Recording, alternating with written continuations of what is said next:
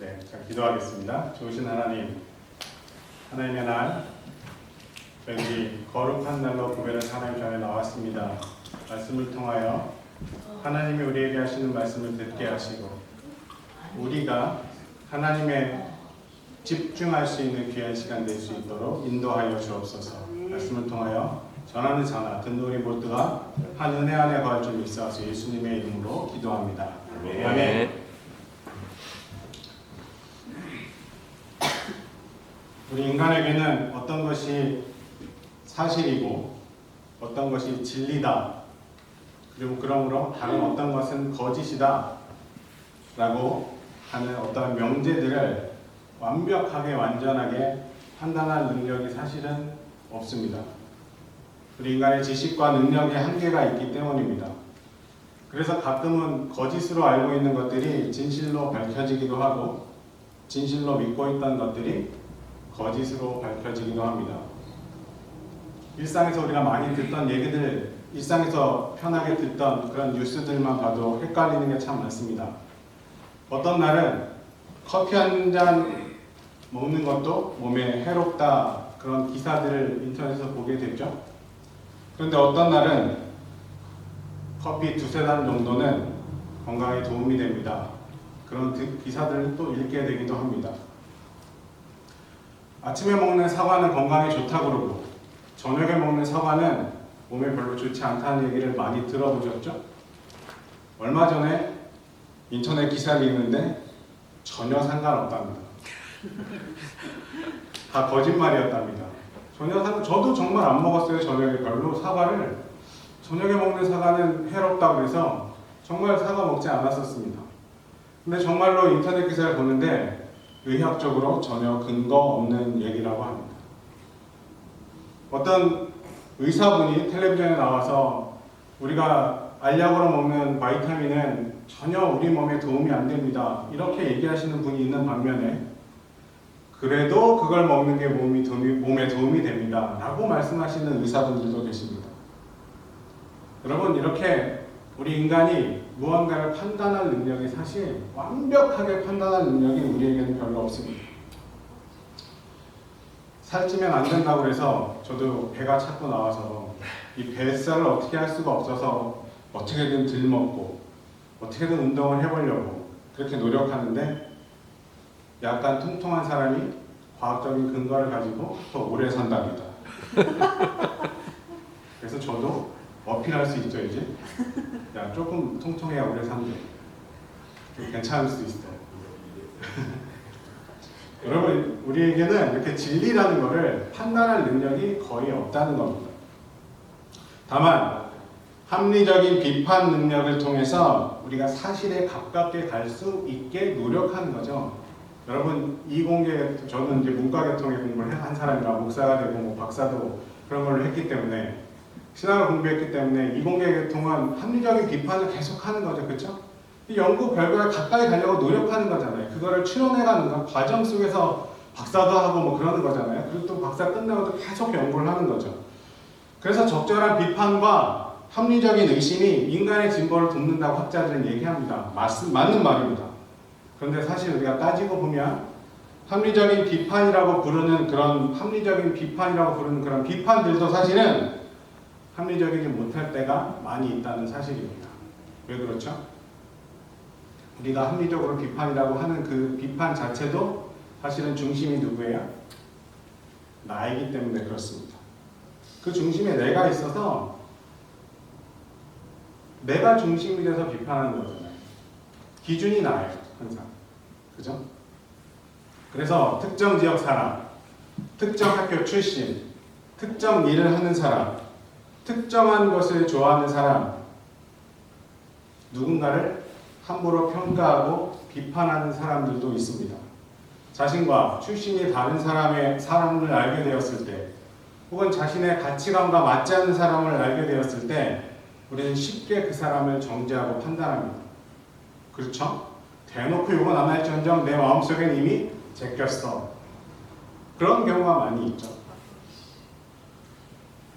여러분, 사람들 누군가를 쉽게 생각하는 것 자체가 내 입장에서는 합리적인 사고일지 모르지만 전체적으로 보면 그죠? 절대 합리적이지 않다는 말입니다.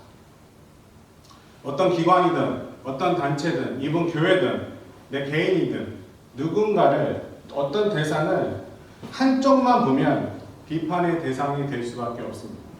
그렇죠? 잘 훈련된 성도들이 모인 신앙을 정말 열심히 신앙생활하는 사람들이 모인 교회도 마찬가지입니다. 교회도 부족함이 있고 잘못이 있습니다.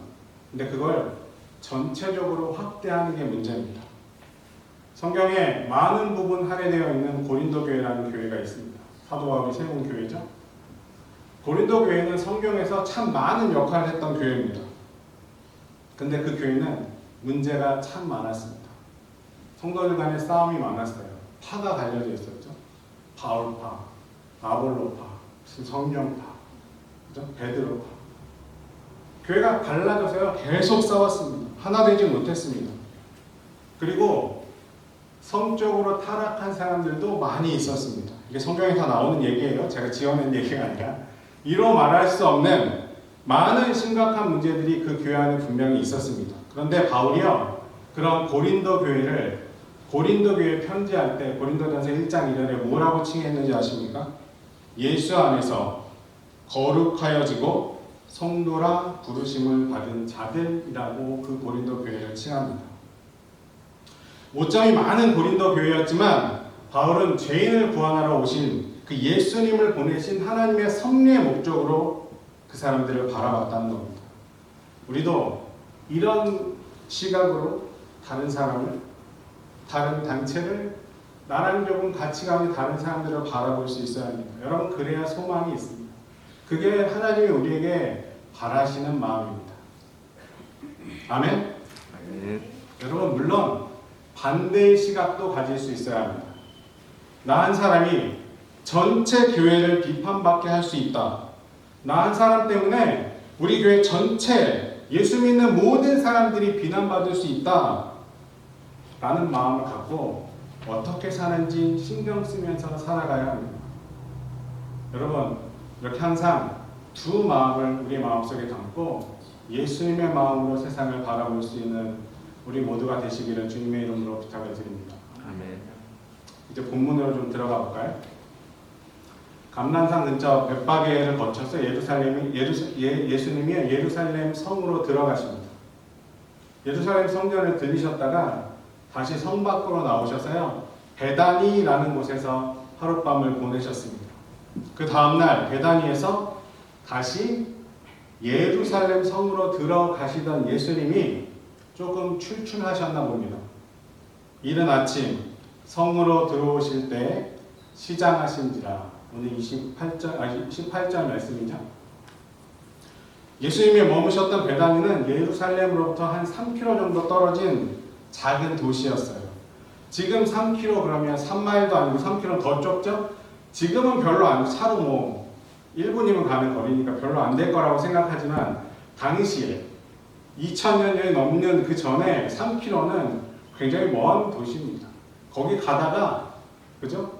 성경에 보면 여리고로 내려가다가 강도 만나잖아요. 짧은 그 거리 속에서도 그런 일이 벌어질 수 있는 참 먼 도시였습니다. 예루살렘에서 좀 벗어난 그런 변두리 도시 베다니에서 예수님이 하루를 묵으시고 다시 예루살렘으로 올라오실 때 뭘 만나시죠? 무화과 나무를 만나십니다. 근데 베다니라는 도시는요 경제적으로 그렇게 넉넉한 도시가 아니었습니다. 베다니 히브리어로 베트 아이야라는 뜻입니다. 무슨 뜻이냐면 가난한 자의 집, 가난한 사람들이 모여 사는 동네라는 뜻입니다. 그게 베다니의 뜻이에요. 성경에 소개된 베다니에 살던 사람들도 마태복음 26장에 등장하는 한센병 환자 시몬, 그리고 요한복음 11장에 등장하는 나사로 가족, 그게 경제적으로 넉넉지 못한 사람들이 사는 그냥 동네였어요. 그런 동네에서 묵으셨기 때문인지 아침을 제대로 못 드셔서 그런지 여리고로 예루살렘 성으로 올라가시는데 무화과나무를 보시고 무화과나무 근처로 가셔서 뭘 찾으시죠? 뭘 찾으세요? 열매를 찾으세요. 전혀 생소한 얘기세요? 아니잖아요. 대답을 하는 자에게 복이 있을지어다. 무화과나무를 찾아서 보시고 열매를 찾으세요. 근데 열매를 찾아보시는데 뭐만 있어요? 잎사귀만 있어요. 그때 예수님이 잎사귀만 있는 그 무화과나무를 향해서 이렇게 말씀하십니다. 이제부터 영원토록 내가 열매를 맺지 못하리라. 아무 설명 없이, 성경에 뭐 다른 설명이 나오지 않죠? 그냥 그 무화과나무를 향해서 이제부터 영원토록 내가 열매를 맺지 못하리라. 그러자 무화과나무는 곧바로 말라버렸고 제자들은 갑자기 일어난 그 일을 이상하게 여깁니다. 근데요, 성서학자들에 의하면 예루살렘에서 예수님께서 예루살렘에 입성하신 그때, 지금 예루살렘으로 올라가시는 때는 성서학자들이 계산해 보니까, 우리는 뭐 잘 몰라요, 그렇죠? 저도 성서 전공이 아니라서. 목사님이 성서 전공이 아니세요? 그래요. 저는 신약 성경, 구약 성경을 전공하지 않았어요. 저는 기독교 윤리를 전공했어요. 무슨 말인지 하나도 모르겠지만, 그죠? 성서만 연구하는 성서학자들에 의하면 예수님이 예루살렘으로 올라가신 이때는 3월 초순이나 4월 초순쯤, 그 정도 시간적으로 계산해 보니까 그렇다고 얘기해요. 근데 여러분, 무화과나무가 열리는 그 계절은 언제인 줄 아세요? 무화과가 언제 열려요? 6월 말 7월에 열려요. 모르셨죠? 저도 물론 몰랐어요. 괜찮아요. 예수님이 그 무화과나무를 보시고 열매를 찾았을 때는 3월, 4월인데 무화과나무가 열리는 건 6월 말이나 7월 초에 열린다는 거예요. 그래서 어떤 사람들은 때가 아닌 때 열매를 찾으셨던 예수님의 오늘의 행적을 근거를 가지고 나 예수란 사람 못 믿겠다. 나는 예수가 하나님의 아들인 거를 인정하지 못하겠다. 이렇게 얘기하는 사람들도 있습니다. 대표적인 사람이 철학자인 버트란드 러셀이라는 사람이요, Why I'm Not a Christian 이라는 책을 썼어요. 그 책에 내가 예수를 못 믿는 이유 중에 하나의 근거로 제시할 때 이 얘기를 썼습니다. 이성적이지 못한 이 사람을 하나님의 아들로 인정할 수 없다. 근데요, 똑같은 이 말씀을 가지고 연세대학교 명예교수이신 민경교 박사님이 이렇게 글을 쓰셨습니다. 혹시 있나요? 감사합니다. 제가 읽어드릴게요. 역사 안에서는 불가피라고 하는 것이 없다. 주님 앞에서는 준비가 아직 되지 아니하였다던가 아직 더 있어야 한다던가 하면 그런 말이 성립되지 않는다. 주님이 나타나시고 보시는 그때, 그 순간이 결정적인 순간이다. 이렇게 기록했습니다. 예수님께서 말씀하셨죠. 나무는 각각 그 열매로 하나니 가시나무에서 무화과를 또는 찔레에서 포도를 따지 못하느니라 말씀하셨어요. 어떤 열매를 맺느냐가 하나님 앞에서 우리가 어떤 자녀인지 판가름하는 기준이 되는 것 맞습니다. 그래서 우리 그리스도인들은 열매 맺기 위해서 열심히 신앙생활 하죠. 삶도 열심히 살아갑니다. 공부하는 청년들, 저도 마찬가지로 유학 가서 이렇게 주저앉아 살지만 왜 공부하는 거예요? 왜 박사해? 열매 맺기 위해서. 그죠? 기독교인으로서 내 삶도 중요하지만 내 삶을 통해서 하나님이 나에게 뭔가 이루려고 하시는 뭔가를 이루기 위해서 공부하는 거잖아요. 그렇죠? 여러분 그런 마음으로 공부하지 않아요? 그렇잖아요. 전도의 열매도 마찬가지예요. 삶의 열매도 마찬가지예요. 내가 봉사하는 일, 헌신하는 사역, 그래서 물질도 드리고요. 그 모든 것들을 통해서 우리의 삶에서 열매 맺길 바라면서 살아가잖아요. 그렇죠? 기도하면서 열심히 부단히 애쓰면서 살아갑니다. 근데 열매에만 신경 씁니다. 우리가 한 가지 간과하는 사실이 있다는 거예요. 무슨 열매를 맺느냐도 중요하지만 언제 열매를 맺어야 하는지도 중요하다는 말입니다. 우리 대부분의 생각은 내가 맺을 열매에만 관심이 있어요. 근데 예수님의 말씀은 열매도 중요하지만 언제 열매 맺느냐도 중요하다고 말씀하시는 겁니다. 하나님이 필요로 하시는 때, 하나님이 나에게 무언가 요구하실 그때, 내가 그때 열매 맺을 수 있어야 돼요. 그러니까 나는 늘 뭐해요? 준비하고 있어야 한다는 말입니다. 하나님이 지금 나를 쓰시기 원하시는데 아직 저는 덜 익었습니다. 아직 준비가 안 됐습니다. 조금만 더 하고요. 이게 안 통한다는 얘기입니다. 그렇게 얘기할 수 없다는 이야기입니다. 마태복음 25장에 예수님이 말씀하셨던 10처녀의 비유가 등장합니다. 이 얘기 다 아시죠? 10처녀가 신랑을 기다립니다. 뭐를 들고요? 등을 들고 신랑을 기다립니다. 신랑이 근데 이제 오나 저제 오나 기다리는데 안 오는 거예요. 늦어집니다. 시간이 계속 늦어지고 밤이 되고 졸기 시작하죠. 그러던 중 한밤중에 아주 늦은 밤에 신랑이 도착했다는 소식이 들립니다. 10처녀 중에 5은 등과 기름을 다 가지고 있어서 곧바로 신랑을 만나러 갔습니다. 하지만 남은 기름이 없었던 5처녀는 기름을 구하다가 신랑을 만나지 못합니다. 무슨 말이냐면요, 10명 다 등을 들고 있었어요. 등을 가지고 있었죠. 다시 말하면 열매를 맺어야겠다는 마음은 그 10처녀 다 그들 마음속에 있었다는 거죠. 그러나 5은 신랑을 볼 준비가 되어 있지 않았어요. 그 순간, 그 신랑을 만나야 되는 그 순간을 위해서 준비하지 않았다는 말입니다. 시간적으로 야, 이 시간에 늦게 왔어 라고 투덜거릴 수는 있겠죠. 부적절하다고 불평할 수는 있어요. 하지만 오는 신랑을 막을 길은 없습니다. 돌려보낼 수도 없습니다. 자신들이 기름을 준비하지 않고 신랑 보러 하필 왜 이때 왔냐고 그렇게 탓하는 게 통하지 않는다는 말입니다. 예수님이 이 10처녀의 비유를 말씀하시고 또 이런 얘기도 하셨습니다. 그런즉 깨어 있으라. 너희는 그날과 그때를 알지 못하느니라. 또 성경은 이런 얘기도 합니다. 그러나 주의 날이 도둑같이 오리니 그날에는 하늘이 큰 소리로 떠나가고 물질이 뜨거운 불에 풀어지고 땅과 그 중에 있는 모든 일이 드러나리로다. 아멘.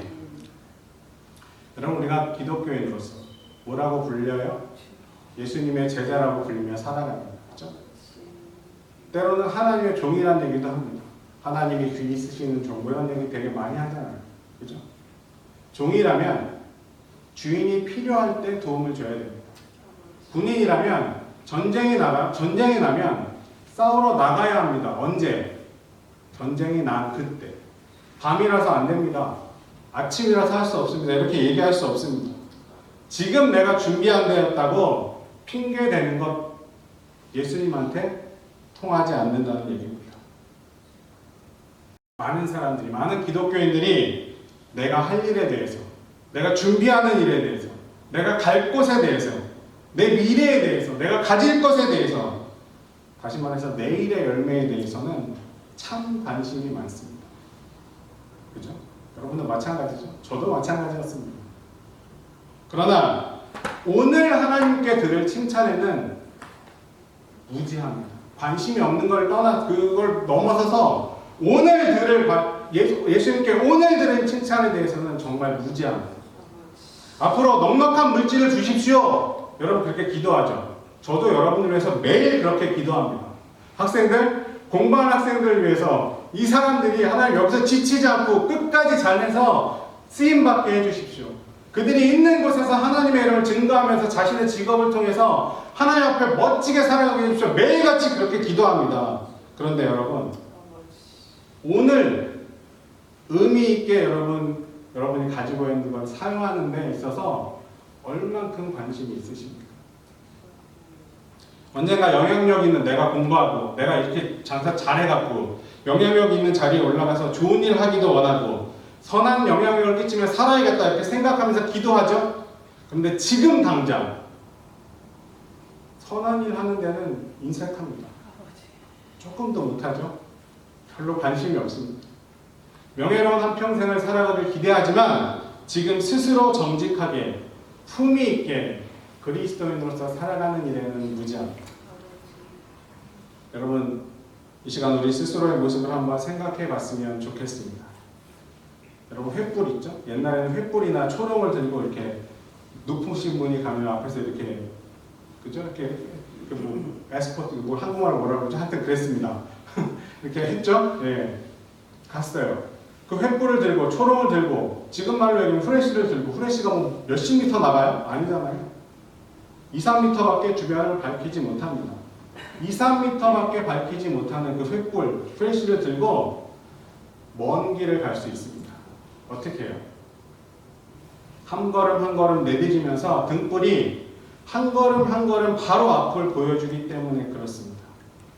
그죠? 멀리 보는 게 아니에요. 코뿔소라는 동물은요, 시력이 전방 9m밖에 보지 못한답니다. 정확하게 볼 수 있는 거는 4m, 5m밖에 안 된대요. 코뿔소. 근데 여러분, 코뿔소가요, 시속 몇 킬로미터로 달리시는 줄 아십니까? 50km로 달릴 수 있습니다. 코뿔소는 이따만 하잖아요. 전방 많이 봐야 9m밖에 보지 못하는데 차가 50km로 달리는 것도 빠르잖아요. 50km로 달릴 수 있습니다. 그렇게 달리면서 살아갑니다. 순간순간 보이는 것에 최선을 다하는 특성이 코뿔소를 둔하고 육중한 존재가 아니라 날렵하고 무서운 동물로 만드는 겁니다.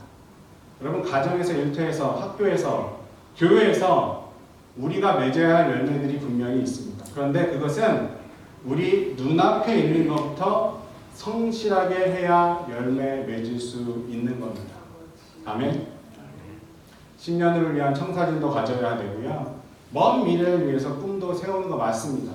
그러나 가장 중요한 건 언제일지 모르지만 주님이 우리에게 찾아오셔서 내 마음에 녹화하시면서 우리를 부르실 때, 우리를 쓰고 하실 때, 우리를 필요로 하실 때, 그때 우리가 무엇을 하고 있느냐가 더 중요하다는 말입니다. 오늘 사랑을 실천할 수 있어야 합니다. 오늘 섬길 수 있어야 합니다. 하루하루 눈앞에 있는 그 순간에 최선을 다해 살아갈 때, 그때 하나님이 우리의 미래도 책임져 주시는 거죠. 여러분, 우리 미래만 위해서 기도하잖아요, 사실. 그렇죠? 아니, 지금 이 순간을 하나님과 더불어 살 수 있는 사람이 축복된 미래를 잡을 수 있습니다. 이 오늘에 관심이 없는 사람은 하나님이 주시는 미래의 축복도 그냥 손쉽게 날릴 수밖에 없다는 게 보통의 사람들의, 보통의 목사들의 생각인 것 같습니다. 여러분, 판단만 하고요, 정죄만 하고요, 비판만 하는 사람은 아무것도 못합니다. 그 순간 신랑은 오지 않지만 기름마저 준비했던 그런 처녀들처럼 지금 눈앞에 있는 일을 최선을 다하면서 살아갈 수 있어야 합니다. 여러분, 그런 사람에게 하나님이 오늘의 열매, 미래의 열매도 함께 하실 줄로 믿습니다. 여러분, 근데 우리가 오늘의 열매를 위해서 나만 최선을 위해서 달려가면 다 잘 되는 걸까요? 기독교는 마음의 종교 맞습니다. 자기 마음의 종교. 그렇게 얘기하죠. 요한웨슬레 목사님, 요한웨슬레 누구냐면요, 감리교를 영국에서 처음으로 이렇게 창시하셨던 목사님이십니다. 처음 만드신 분이죠. 그분이 기독교는 마음의 종교 맞습니다 이렇게 얘기했습니다. 하지만 기독교 마음의 종교이기도 하지만 사회적인 종교이고요, 사회적인 종교이어야도 합니다 라고 말씀하셨습니다. 오늘 처음에 제가 하나님 마음으로 우리 서로를 바라볼 수 있어야 한다고 말씀드렸습니다. 저 기억나시죠? 나 한 사람이 전체를 비판받게 할 수도 있고, 나 한 사람이 예수 믿는 모든 사람들을 비난받게 할 수 있다는 그런 얘기도 생각해야 한다고 말씀드렸습니다. 나만 열심히 하면 끝나는 게 아니라는 거죠. 여러분, 우리 모두는 각자의 소리를 내는 악기라고 얘기할 수 있습니다. 다 다릅니다. 저도 다르고요, 여러분도 다르고요, 그죠? 다 달라요. 달란트도 다르고요. 하나님이 주신 모든 게 다 다릅니다. 악기로 얘기하면 소리내는 음이 다 다르다는 얘기입니다. 소리내는 방법도 틀립니다. 때로는 이상한 소리를 낼 때도 있습니다. 그런데 각기 다른 악기들이 모여 있는 다른 악기와 같은 우리가 소리를 맞출 수 있어야 합니다. 여러분, 오케스트라가 연주하기 전에 뭐 하죠? 오케스트라가 지휘자가 딱 들어와서 처음 하는 게 뭐예요? 시작하나요 그냥? 오보에라는 악기에 맞춰서 모든 악기들이 연주하기 전에 튜닝을 합니다. 그죠? 오보에가 찡 불면, 그죠? 모든 악기들이 현악기부터 시작해서 해갖고 해갖고 맞추죠. 그죠? 목관악기, 금관악기는 온도에 따라서 소리가 조금씩 변할 수 있다고 해서 우리 귀로는 잘 모르지만 전문가들이 들으면 달라서 튜닝을 합니다.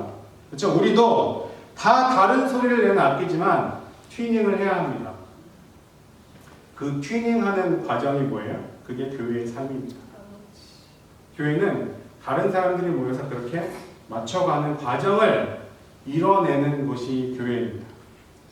그 튜닝할 때 오보에 맞춰서 오케스트라가 튜닝하듯이 우리는 뭐에 맞춰서 튜닝해야 합니까? 하나님의 뜻에 맞춰서 튜닝해야 합니다. 하나님의 뜻은 어떻게 알 수 있습니까? 말씀을 통해서 알 수 있습니다. 여러분, 그래서 설교를 듣는 게, 말씀을 듣는 게 굉장히 중요합니다. 믿음은 어디서 나요? 들음에서 납니다. 하나님의 뜻에 따라 우리의 삶을 조율하고 우리가 가지고 있는 달란트들을 조율할 때 하나님이 크게 합쳐서 나 각자도 크게 사용하시지만 우리 전체를 크게 합쳐서 더 아름다운 소리를 내실 줄로 믿습니다. 여러분, 오케스트라 연주하는 바이올린 주자, 그죠? 첼로 주자 혼자 나가면요 멋있는 연주를 할 수 있습니다. 그죠? 그분들 전문가니까. 하지만 오케스트라가 모여서 웅장한 소리를 낼 때 더 큰 감동을 줄 수 있는, 하나님 우리에게 바라시는 건 바로 그겁니다. 기도하며 믿음으로 조율하는 그런 사람이 될 수 있기를 주님의 이름으로 부탁을 드립니다. 아멘. 그런 분들이 모여있는 교회가 우리 교회이기를 소망합니다. 아멘. 내 뜻이 아니라 하나님의 뜻에 맞춰서 조율하면서 튜닝해가면서 살아가면 하나님께서 지휘하시는 또 오케스트라의 아름다운 악기로 저와 여러분이 쓰임받게 될 줄로 믿습니다. 하나님과 더불어 그분이 원하시는 열매를, 내일의 열매가 아니라 오늘의 열매부터 시작해서 맺어가는 삶을 살아갈 수 있기를 주님의 이름으로 다시 한번 축원합니다. 여러분, 하나님 우리의 삶에 함께 하시고 인도해 주실 줄로 믿습니다. 여러분, 새로운 학기가 돼서 못 보던 분도 오셨고 또 있다가 한국에 들어갔다 온 친구들도 있고 또 아까 말씀하셨던 것처럼 오늘 사정에 의해서 참 많이 못 나왔죠. 또 보스턴으로 학교 가는 친구도 있고. 여러분, 새로운 출발의 시점에 있습니다. 이 새로운 출발의 시점에 하나님이 나에게 하시는 말씀이라고 이 말씀을 받아들이시고 각자 하나님의 뜻을 조율하며 또 전체가 조율하며 하나님의 아름다운 뜻을 펼치며 살아갈 수 있는 우리 모두가 되시기를 주님의 이름으로 축원합니다. 하나님이 여러분의 길과 저의 길을 인도하실 줄로 믿습니다. 기도하겠습니다. 전능하신 하나님 감사합니다. 기름을 준비하고 신랑을 맞았던 처녀들처럼 우리 주어진 상황에 최선을 다하며 열심히 살아가는 삶의 주인공들 될 수 있도록 인도하여 주옵소서. 함부로 판단하고 비판하고 포기하는 어리석은 자가 아니라 나와 다른 사람들도 인정할 줄 아는 하늘 사람이 될 수 있도록 인도하여 주옵소서. 나와 더불어 우리 모두가 하나님의 뜻에 조율되어서 내일의 열매가 아닌 오늘의 열매부터 시작할 수 있는 믿음의 사람들 될 수 있도록 인도하실 줄 믿사와서 우리를 구원하신 예수 그리스도의 이름으로 기도합니다.